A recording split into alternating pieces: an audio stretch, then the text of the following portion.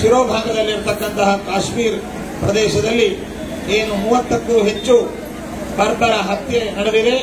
ಇದನ್ನು ನಾವು ಒಕ್ಕೊರಳಿನಿಂದ ತೀವ್ರವಾಗಿ ನಾವು ಖಂಡಿಸ್ತೇವೆ. ಯಾಕೆ ಹೇಳಿದ್ರೆ ಶಾಂತಿ ಅನ್ನುವಂತಹದ್ದು ಮಿತಿ ಮೀರಬಾರದು. ನಾವೆಲ್ಲರೂ ಕೂಡ ಭಾರತೀಯರು ಶಾಂತಿ ಪ್ರಿಯರು. ನಮ್ಮ ದೇಶದಲ್ಲಿ ಎಲ್ಲಾ ಸಮುದಾಯದವರು, ಮುಸಲ್ಮಾನ್ ಸಮುದಾಯದವರು, ಕ್ರಿಶ್ಚಿಯನ್ ಸಮುದಾಯದವರು, ಹಿಂದೂ ಸಮುದಾಯದವರು ಎಲ್ಲರೂ ಕೂಡ ನಾವು ಒಂದು ತಾಯಿಯ ಮಕ್ಕಳು, ಭಾರತೀಯರು. ನಮ್ಮಲ್ಲಿ ಭೇದ ಭಾವನೆ ಇಲ್ಲ. ನಾವೆಲ್ಲರೂ ಕೂಡ ಭಾರತೀಯರು ಎಂಬುವಂತಹ ಭಾವನೆ ಇದೆ. ಆದರೆ ನಮ್ಮಲ್ಲಿ ಬೇರೆ ದೇಶದವರು, ಉಗ್ರಗಳು ಅವರೆಲ್ಲರೂ ಕೂಡ ಬಂದು ನಮ್ಮಲ್ಲಿ ಒಡೆದಾಡುವ ನೀತಿಯನ್ನು ಮಾಡಿ ಜಾತಿಯ ಗಲಭೆಯನ್ನ, ಕೋಮಿನ ಗಲಭೆಯನ್ನ ಸೃಷ್ಟಿಸುವ ಮೂಲಕ ಅಶಾಂತಿಯನ್ನ ಸೃಷ್ಟಿಸುವ ಒಂದು ದುಷ್ಟ ಕೃತ್ಯವನ್ನ ಮಾಡ್ತಾ ಇದ್ದಾರೆ. ಇದಕ್ಕೆ ನಾವೆಲ್ಲ ಕೇವಲ ಹಿಂದೂಗಳು ಅಂತಲ್ಲ, ಭಾರತೀಯರೆಲ್ಲರೂ ಕೂಡ ಈ ಉಗ್ರರನ್ನ, ಪರಕೀಯರನ್ನ, ಪರದೇಶದವರನ್ನ, ಈ ತರಹದ ಕುಕೃತ್ಯಕ್ಕೆ ಬರುವಂತಹವರೆಲ್ಲರನ್ನೂ ಕೂಡ ನಾವು ಸಂಘಟಿತರಾಗಿ ನಾವು ಎದುರಿಸಬೇಕು ಎಂಬುವಂತಹ ಕರೆಯನ್ನು ಈ ಮೂಲಕವಾಗಿ ನೀಡ್ತಾ, ಇದು ಹಿಂದೂ ಸಂಘಟನೆಯ ಕಾರ್ಯಕ್ರಮದಲ್ಲಿ ಸಮಸ್ತ ಹಿಂದೂಗಳಿಗೆ ನಾವು ಈ ಮೂಲಕವಾಗಿ ಕರೆಯನ್ನು ನೀಡ್ತೇವೆ. ನೀವೆಲ್ಲರೂ ಕೂಡ ಜಾಗೃತರಾಗಿರಬೇಕು. ನಮ್ಮ ಮಹಿಳೆಯರನ್ನ ರಕ್ಷಣೆ ಮಾಡಿಕೊಳ್ಬೇಕು, ನಮ್ಮ ಧರ್ಮವನ್ನು ರಕ್ಷಣೆ ಮಾಡಿಕೊಳ್ಬೇಕು, ನಮ್ಮ ಶ್ರದ್ಧಾ ಕೇಂದ್ರವಾದಂತಹ ದೇವಸ್ಥಾನಗಳು, ಮಠಮಾನ್ಯಗಳು ಇವುಗಳನ್ನು ನಾವು ರಕ್ಷಣೆ ಮಾಡಿಕೊಳ್ಬೇಕು. ನಾವು ಇನ್ನು ನಿದ್ರಾವಸ್ಥೆಯಿಂದ ಮೇಲ್ಬಂದು ಎಚ್ಚೆತ್ತುಕೊಂಡಿರಬೇಕು. ಯಾಕೆಂತಂದ್ರೆ ಇವತ್ತು ಕಾಶ್ಮೀರದಲ್ಲಿ ಈ ರೀತಿಯಾಗಿದೆ, ಮತ್ತೆ ಇನ್ನೊಂದು ದಿವಸ ಮತ್ತೊಂದು ಊರಿನಲ್ಲಿ ಆಗಬಹುದು. ಈ ರೀತಿಯಾಗಿ ನಾವ್ಯಾರೂ ಕೂಡ ಎಚ್ಚರ ತಪ್ಪಿ ಇರಬಾರದು, ಎಚ್ಚರಿಕೆಯನ್ನು ಇರಬೇಕು.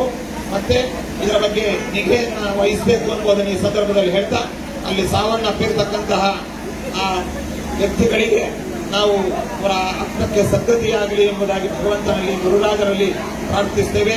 ಅದೇ ರೀತಿಯಾಗಿ ಈಗಾಗಲೇ ಹೇಳಿದಂತೆ ಕರ್ನಾಟಕದವರು 3 ಜನ ಈ ಬರ್ಬರ ಹತ್ಯೆಗೆ ಒಳಗಾಗಿದ್ದಾರೆ ಅಂತ ತಿಳಿದು ಬಂದಿದೆ. ಅಂತಹ 3 ಕುಟುಂಬಗಳಿಗೆ ನಾವು ನಮ್ಮ ಮಠದ ವತಿಯಿಂದ ರಾಘವೇಂದ್ರ ಸ್ವಾಮಿಗಳವರ ಅನುಗ್ರಹ ಪ್ರಸಾದವಾಗಿ ಒಂದೊಂದು ಕುಟುಂಬಕ್ಕೆ 1 ಲಕ್ಷ ರೂಪಾಯಿಗಳನ್ನು ನಾವು ನೀಡುವ ಮೂಲಕ ಆ ಕುಟುಂಬಗಳಿಗೆ ಸಾಂತ್ವನವನ್ನು ಹೇಳ್ತಾ ಇದ್ದೇವೆ.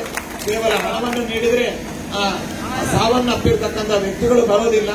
ಆದರೆ ಇವರಿಗೊಂದು ಮಾರಲ್ ಸಪೋರ್ಟ್ ಅನ್ನು ನೀಡುವ ಮೂಲಕ ನಿಮ್ಮ ಹಿಂದೆ, ನಿಮ್ಮ ಜೊತೆಯಲ್ಲಿ ನಾವಿದ್ದೇವೆ, ನಿಮ್ಮ ರಕ್ಷಣೆಯಲ್ಲಿ ನಾವೆಲ್ಲ ಇದ್ದೇವೆ, ನೀವು ನಮ್ಮ ಕುಟುಂಬ ಸದಸ್ಯರು ಎನ್ನುವಂತಹ ಸಂದೇಶವನ್ನ ಈ ಮೂಲಕವಾಗಿ ಆ ಸಾವನ್ನು ಅಪ್ಪಿರ್ತಕ್ಕಂತಹ ಸಮಸ್ತ ಭಾರತೀಯ ನಾಗರಿಕರಿಗೆ, ಜೊತೆಯಲ್ಲಿ ನಮ್ಮ ಕರ್ನಾಟಕದ 3 ಜನ ನಾಗರಿಕರ ಕುಟುಂಬಗಳಿಗೆ ಈ ಮೂಲಕವಾಗಿ ನಾವು ರವಾನಿಸ್ತಾ ಇದ್ದೇವೆ.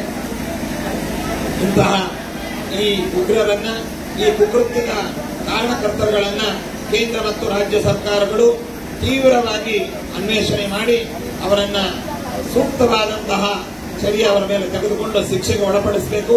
ಇನ್ನು ಮುಂದೆ ಈ ತರಹದ ಕಾರ್ಯಗಳು ನಮ್ಮ ದೇಶದಲ್ಲಿ ಅಶಾಂತಿ ವಾತಾವರಣ, ಅದೇ ರೀತಿಯಾಗಿ ಅನ್ಯಾಯ ನಡೆಯದಂತೆ ಸರ್ಕಾರ ವಿಶೇಷವಾದ ಭದ್ರತೆಯನ್ನು, ಜಾಗೃತೆಯನ್ನು ವಹಿಸಬೇಕು ಎಂಬುದಾಗಿ ಕೂಡ ಈ ಮೂಲಕವಾಗಿ ನಾವು ನಮ್ಮ ಕೇಂದ್ರ ಸರ್ಕಾರಕ್ಕೆ, ಅದೇ ರೀತಿಯಾಗಿ ಕಾಶ್ಮೀರ ಸರ್ಕಾರಕ್ಕೂ ಕೂಡ ಒತ್ತಾಯಿಸ್ತಾ ಇದ್ದೇವೆ ಎಂದು ಈ ಸಂದರ್ಭದಲ್ಲಿ ಹೇಳ್ತಾ